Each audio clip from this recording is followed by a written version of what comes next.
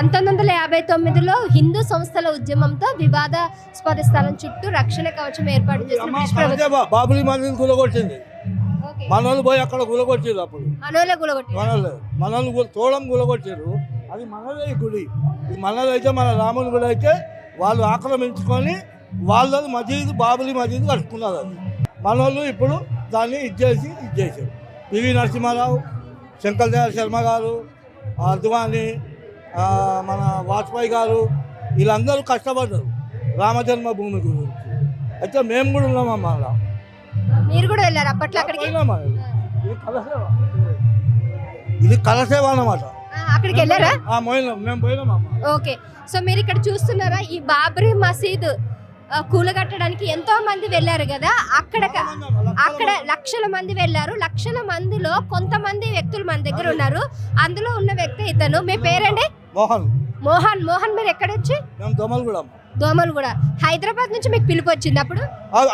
మొత్తం మన భారతదేశంలో పిలుపు వచ్చింది. ఎంత మంది వెళ్ళుంటారు అప్పుడు? దగ్గర లేదు అన్న కూడా ఒక 60-70 లక్షల మంది పోయినారు.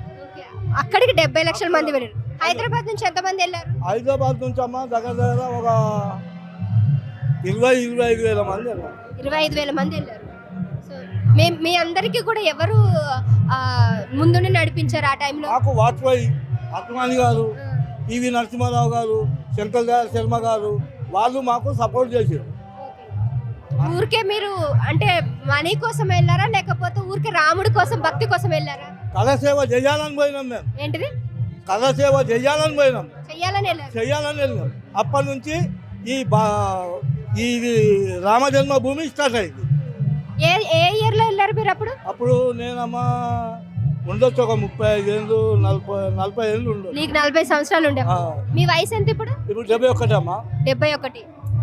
ఎట్లా అనిపించింది ఇప్పుడు మీరు అందరూ కూడా అప్పుడు ఆ టైంలో వెళ్ళారు కదా ఫైటింగ్ అక్కడికి కూలగొట్టడానికి? సో ఎట్లా అనిపించింది? అమ్మ మాకు చాలా కష్టంతో మళ్ళీ బయటపడ్డామమ్మ. మేము అక్కడ మిలిటరీ వాళ్ళు, పోలీసు వాళ్ళు మమ్మల్ని ఎవ్వరు ఏమనలేదు. ఎందుకంటే మన 5 మినిట్స్ సపోర్ట్ ఉన్నారు కదమ్మా. ఎవరు? మన పివి నరసింహ గారు అప్పుడు రాష్ట్రపతి ప్రధానమంత్రి.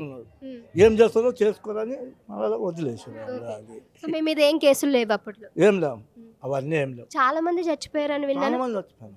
దాదాపు ఒక 2000 మంది చనిపోయారని విన్నాను. ముళ్ళలు కట్టి నొల్లి ఎట్లా మన గణేష్ చేసుకుంటారమ్మా ఆ మాధ్యులుగా అనమాట.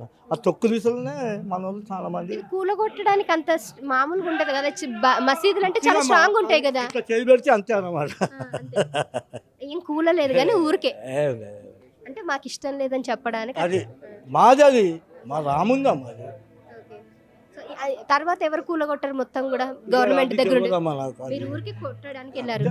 ఇట్లా ముట్టుకున్నాం ఇట్లా ముట్టుకొని వచ్చారు. మాది ఇది అని చెప్పడానికి అక్కడికి అంత దూరం వెళ్ళారు అంతే. అంటే మీరు అక్కడ ఎన్ని రోజులు ఉన్నారు? మేము 5 రోజులు ఉన్నాం. 5 రోజులు వచ్చేసాం. 5 రోజులు ఎక్కడుండే మీరు? మేము అక్కడనే అడవిలోనే ఉన్నాం. మీకు ఫుడ్ అదంతా ఎట్లా? ఫుడ్ వచ్చింది మాకు. ఎవరు పంపించారు? గవర్నమెంట్ పంపించారు. సార్ మీరు ఎందుకు ఇప్పుడు అయోధ్యకి వెళ్ళలేకపోయారు? ఇప్పుడు డైరెక్ట్ ఇప్పుడు వద్దన్నారు కదమ్మా వాళ్ళు, వద్దంటారు కదా పూజారు. మన 5 మినిస్టర్ గారు రాకుంది తర్వాత రాను అంటే పోలే. మేము 29 తారీఖు ఉందామా మా ప్రోగ్రాం. 29 తారీఖు పోతామా లేదా అనేది కూడా తెలియదు. ఇంకా 20 తర్వాత 29. సరే, నమస్తే.